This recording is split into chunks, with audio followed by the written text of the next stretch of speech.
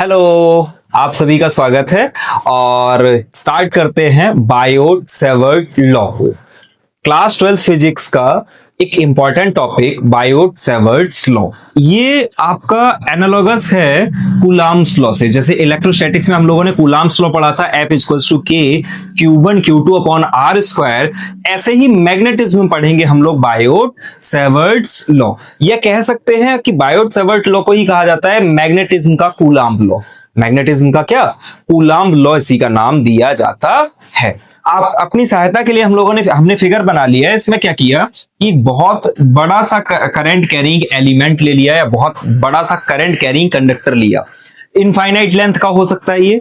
उसमें से किया एक बहुत छोटा सा पार्ट लिया डीएल, और वो डीएल होना चाहिए स्ट्रेट। कैसा लिया हमने उस डीएल को, कैसा लिया कि वो स्ट्रेट हो और करंट कैरिंग है, तो करंट एलिमेंट आई डीएल बोला जाता है। करंट आई जा रहा है और डीएल, तो इसको करंट एलिमेंट नाम दिया जाएगा। जैसे ये वर्ड लिखा है करंट एलिमेंट, तो वो क्या है, आई और डीएल से मिलके बना है। ये हमें क्या करना है, इस पूरे करंट कैरिंग कंडक्टर के कारण इस पॉइंट पी पे मैग्नेटिक फील्ड निकालनी है। इस पॉइंट पी पे क्या निकालनी है, मैग्नेटिक फील्ड निकालनी है, जिसका फॉर्मूला दिया था बायोट सेवर्ट्स ने। और उन्होंने कहा कि इस करंट एलिमेंट के साथ मान लेते हैं इस पॉइंट पी से एक लाइन खींचो जो आर डिस्टेंस, जैसे जो पोजीशन वेक्टर अगर इससे पता करने तो यहां से ही पता करेंगे डीएल से, तो अगर वो थीटा एंगल के साथ भी है तो भी कोई दिक्कत नहीं है, और आर डिस्टेंस पे वो पॉइंट पी है। तो इन्होंने कहा कि अकॉर्डिंग टू, मतलब हम लोगों को लिखना पड़ता है पेपर में, अगर हमें लिखना है तो लिखेंगे according to Biot Savart law.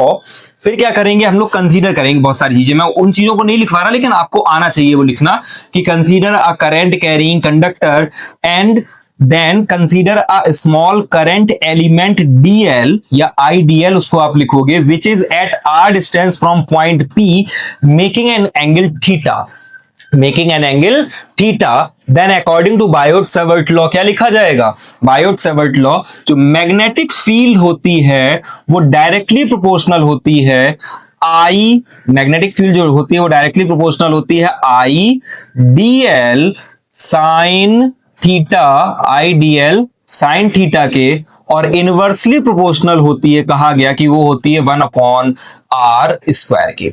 ऐसा ही कुछ आपको कूलम्ब्स लॉ के केस में याद होगा। वहां क्या था, F directly proportional Q1 Q2 upon inversely proportional क्या होता था, 1 अपॉन आर स्क्वायर। इन दोनों को कंबाइन करेंगे तो ये फॉर्मूला बनेगा dB directly proportional I dl sine theta upon r square, IDL sine theta upon r square. On removing sign of proportionality हर जगह हम लोग करते आए हैं।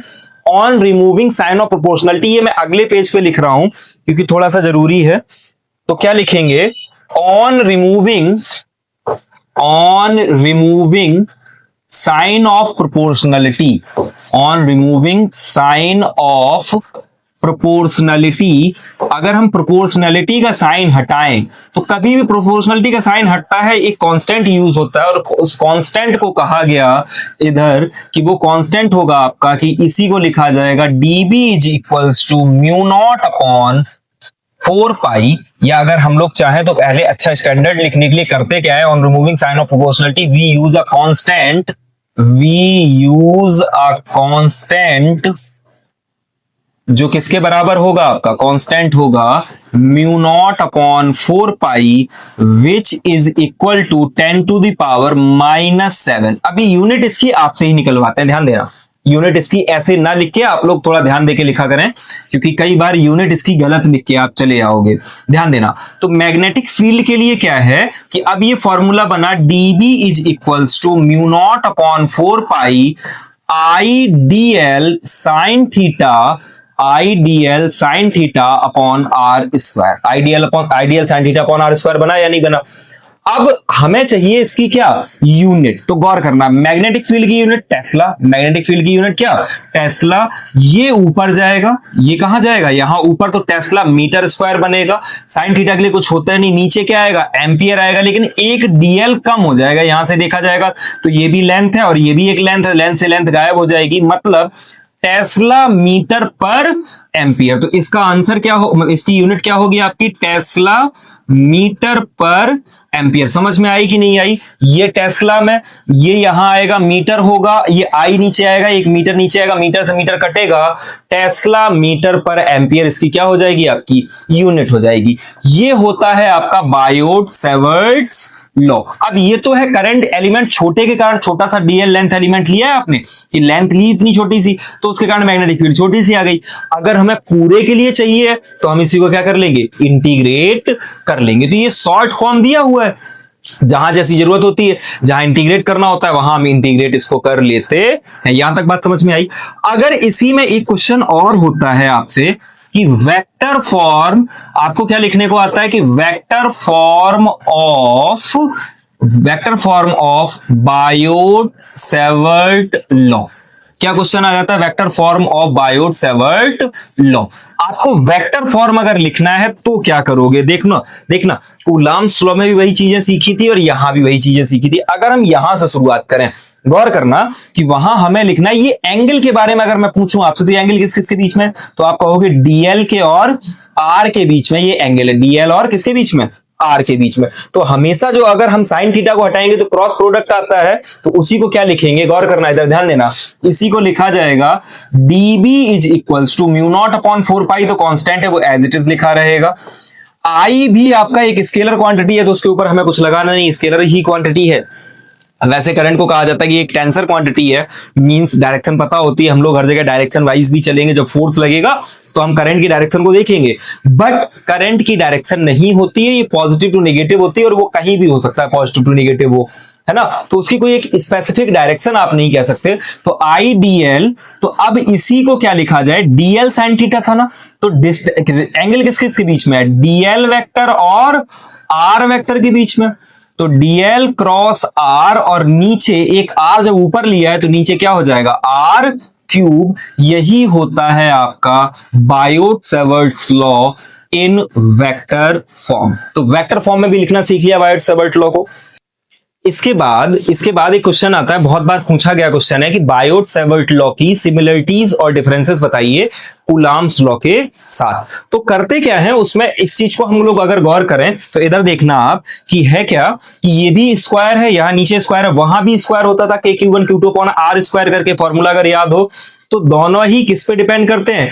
इनवर्स स्क्वायर लॉ है। दोनों ही कैसे हैं?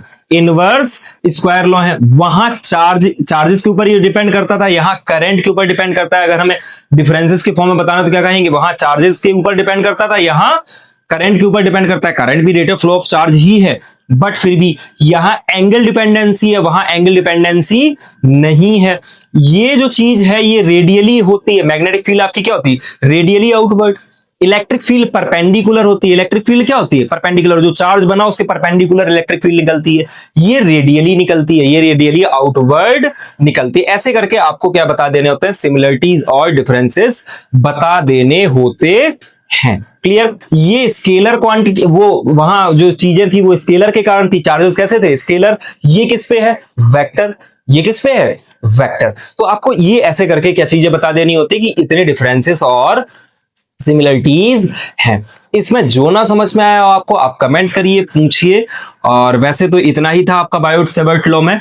इसके बाद अगला जो आपका इसका डेरिवेशन आएगा, एक बहुत इंपॉर्टेंट सा डेरिवेशन आएगा, जिसमें एक बहुत लॉन्ग करंट कैरिंग वायर ले लेंगे स्ट्रेट, उसके कारण हम लोग मैग्नेटिक फील्ड की वैल्यू को कैलकुलेट करने का प्रयास करेंगे। उसके बाद जो अगला टॉपिक आएगा उसमें हम लोग एम्पियर सर्किटल लॉ को जानेंगे, जो सबसे सिंपलेस्ट फॉर्म होगा ये सारी मैग्नेटिक फील्ड को निकालने का। ठीक है ना? तब तक पढ़ते रहिए, जहां ना समझ में आए वहां पूछिए। Thank you.